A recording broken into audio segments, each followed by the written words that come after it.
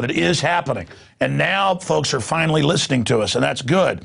Now, you need to understand that the big issue here is they've already got military on the streets. They're already running checkpoints all over the country. They're now starting to announce what's been done covertly just to beta test the public.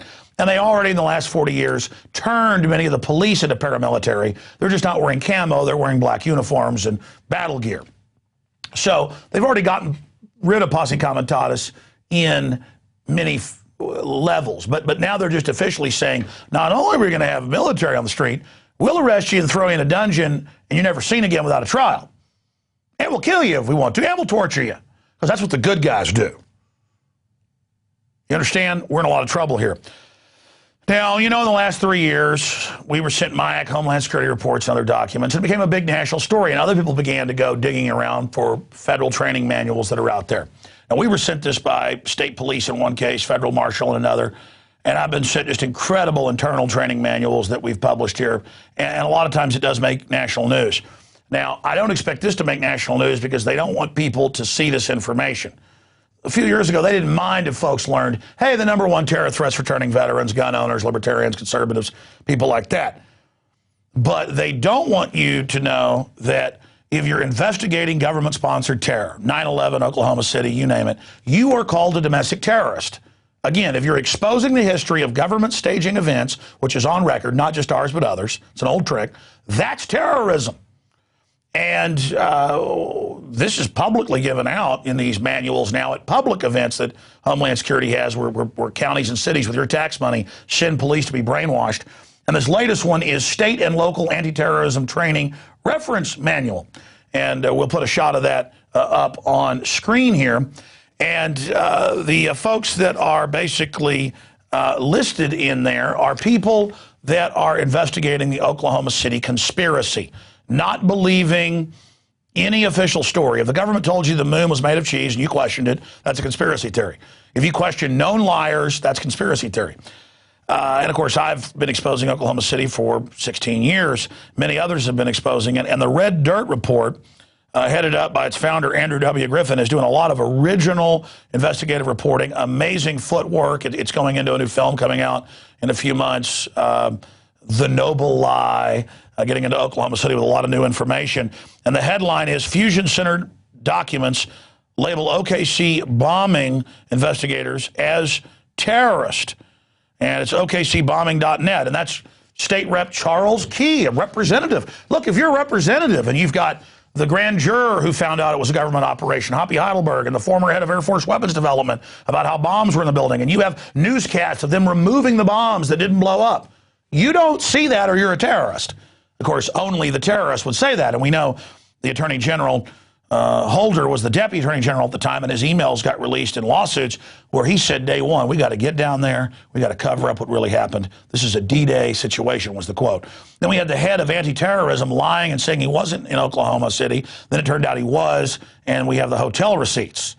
And of course, we have Jane Graham up on the 9th floor of the Oklahoma City building who witnessed McVeigh and other feds and people planning the bombs, and she thought they were telephone men the day before it all happened. So this is the criminals we have that will bomb our government, so the government then will attack the American people. It's very simple. The foreign banks have taken over. They're now fully imploding the planet to bring in their new world order, and they're going to need to stage some terror attacks. Remember all the memos we've covered in the last year where they were top advisors to Obama? It's been the Financial Times of London, you name it, say, you need a new Oklahoma City, sir, publicly. That will save you. You can demonize your detractors and pose as a savior.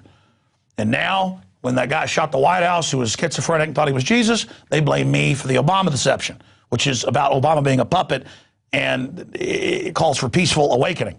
Now, joining us to break this down, I guess, is, according to our occupied, it's occupied. I mean, publicly the Pentagon saying, you know, we're taking over.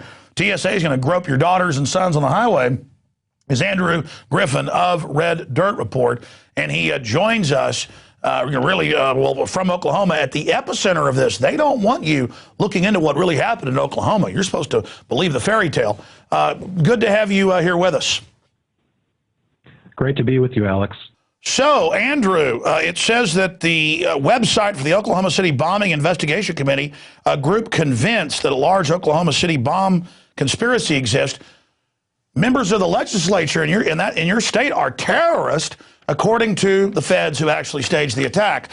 Of course, I mean, it's just a proven, documented situation. What do you think of this?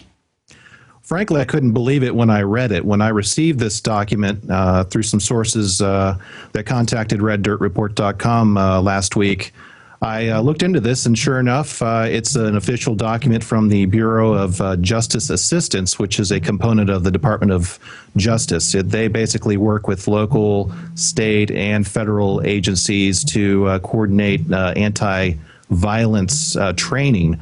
So this document was found at a Fusion Center conference in New Orleans in 2010 by some activists, and that's how I learned about this, and we did the story, and sure enough, it's real.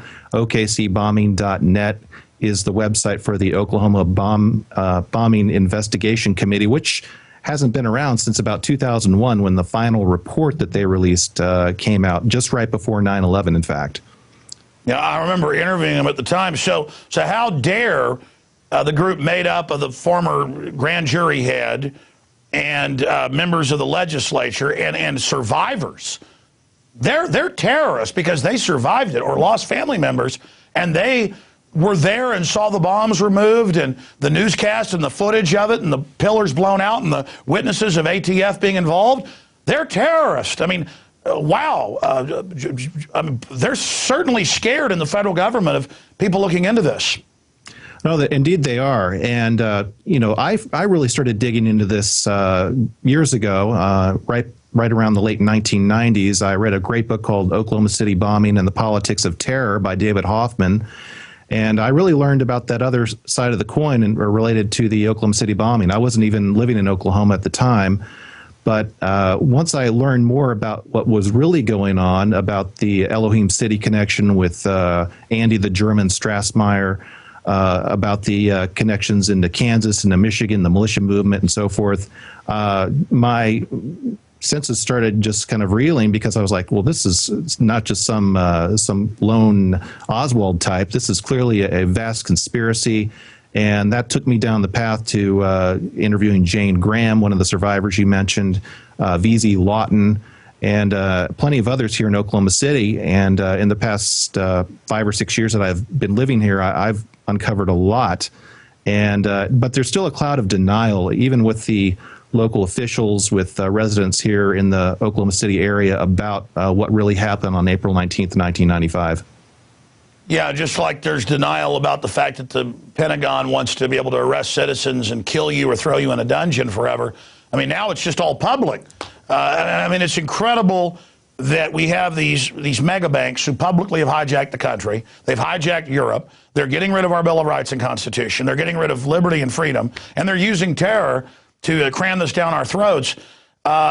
In fact, let's show the terrorists. It's under domestic terrorism. So it's domestic terrorism to be victims and to be members of the legislature in Oklahoma and to investigate this. Let's go ahead and put the terrorist website on screen for folks for the Oklahoma City investigation group with State Rep Charles Key, who I do intend to get back on the show. Just absolutely horrible and evil that victims of this attack would dare to investigate. It's so un-American to ask questions. You know, Bill Clinton, right after his election on Air Force One, told USA Today and other reporters he owed his re-election to the Oklahoma City bombing. He was way down in the polls, about 41%, and it went up to the 70s right after the attack. He got to grandstand for everybody. And we know about Gulf of Tonkin and all the rest of it. For you, though, researching it, for new viewers out there, why is Oklahoma City important now, and what are some of the smoking guns in your deep research? Well, you mentioned this the NDAA bill that is going to be possibly passing in the Senate and become law, and make investigators such as myself or independent-minded people who find there to be real problems with the federal government's version of what happened here in Oklahoma City as terrorists. And that's really what's shocking about this. I think, well, as more people come to find out more information, and I will say, I will make a plug for A Noble Lie, this film that's coming out here with Free Mind Films. They've done an outstanding job uncovering new information, eyewitness testimony that's been previously unreported about what happened, what they saw going on in the building below with the columns and in the days in advance of when the bomb took place. So, you know, the evidence is all around, and it's just a matter of being able to open your eyes and come to see that there was a vast conspiracy, that the federal government did know in advance that that bombing was about to take place, as much as they will deny and obfuscate that fact. So, you know, I expect, you know, as this gets more and more interest among the public, especially here in Oklahoma, because I'm starting to see we're seeing some cracks in the foundation of denial here, and people are starting to think, you know, with bills such as the NDAA bill, and you know, with the TSA and all the you know, the tyranny that we're having to put up with, people are starting to say, you know, this is not the America I thought I lived in growing up. And so with the Oklahoma City bombing, I think people look back at that time as a time of a fairly peaceful time in our history in the United States. And, you know, we weren't at war necessarily. And this happens, and it just sort of took away your innocence, of course, with the impact of 19 children dying, 168 people in total in the heartland. That was the, you know, that's really what really kind of seared the heart for a lot of people, was that this was, you know, not on the coast in a bigger city. This was in Oklahoma City. I mean, well, it was done because Waco happened in central Texas, and that made the government look bad, slaughtering all those people, and the truth had come out. And there was a big states' rights movement happening, centering around Oklahoma City and your legislature.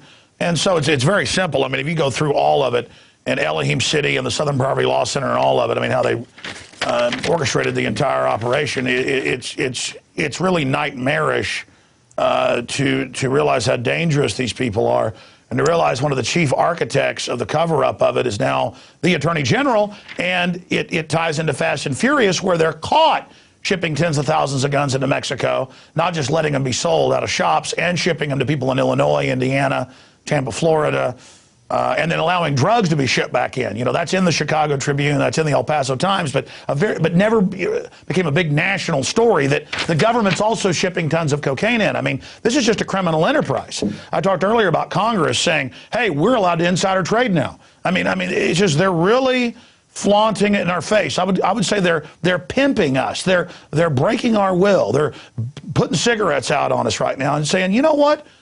You know, we are criminals. And you know what? Investigating our operations, you're the terrorist. You're going to say the government's terrorist or elements of it, you're the terrorist. And it's so incredibly transparent. I mean, you know, they've listed INFOWARS.com before and gone after me and other documents, but this one lists Anti-War, which is a milquetoast libertarian site, as usual, an unusual site, essentially an isolationist right-wing libertarian site. And it goes on to design to appeal to anti-war activists from the left as well. And it says, Journal of the Moorish Paradigm, Ending Corporate Governance. I mean, these are evil Americans involved in their First Amendment. These are, and you know, people can joke about this, say, oh, they don't really think you're terrorist.